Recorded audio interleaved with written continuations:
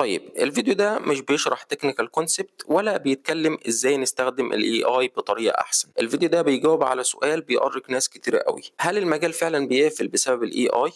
هل محتاجين نكمل نتعلم ولا خلاص ال AI بيعمل كل حاجة؟ هل هيبقى في حاجة اسمها سوفت وير ديفلوبر؟ خليني أجاوبك بكل صراحة وأقول لك إن مش هيبقى في حاجة اسمها سوفت وير ديفلوبر بالمفهوم اللي اتعلمناه زمان بالحاجات اللي شفناها في الكليات.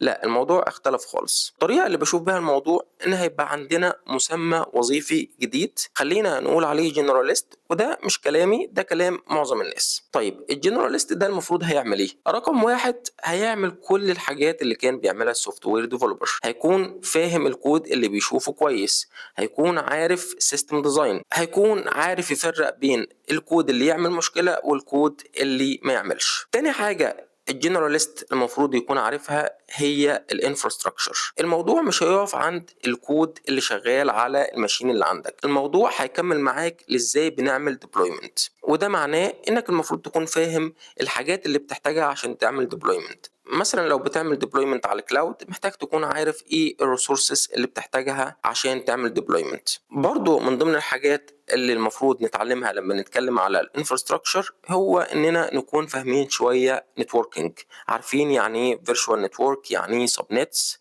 يعني ايه ان اس جي اتسترا. الحاجات دي خلاص بقت المفروض شيرد نوليدج ما بين كل الناس اللي بتشتغل في المجال. مش بقول لك اتعمق قوي، بس على الاقل تكون عارف ازاي الحاجات دي بتشتغل. تالت نقطة شايف ان الجنراليست المفروض يكون عارفها هي طبعا الاي اي. وهنا احنا مش بنتكلم على تيرمينال تفتح تديله برومت يرجع لك ريسبونس يكتب لك كود وخلاص الموضوع خلص على كده. هنا احنا بنتكلم على حد فاهم ازاي يستفيد من الاي اي وياخد منه اكتر حاجة ممكنة، عارف يعني ايه سكيلز، يعني ايه ام سي بيز، يعني كونتكست مانجمنت اتسترا. فدي الحاجات اللي انا شايف ان اي حد في المجال او عايز يكمل في المجال المفروض يكون عارف يعملهم. اخر حاجه عندي وهي حاجه مهمه جدا من قبل الاي اي اصلا بس زادت قيمتها قوي الايام دي، هي الكريتيكال ثينكينج. انا بشوف ناس كتيره قوي بتستخدم اي اي من غير ما تفكر، يعني اللي بياخده من الاي اي هو اللي بيشتغل بيه وبيحطه وبيطلعه على طول على البرودكشن، وده بيعمل مشاكل كتير قوي لانك انت مش بتفكر هل الكلام ده بيعمل امباكت على حاجه تانية ولا لا. هل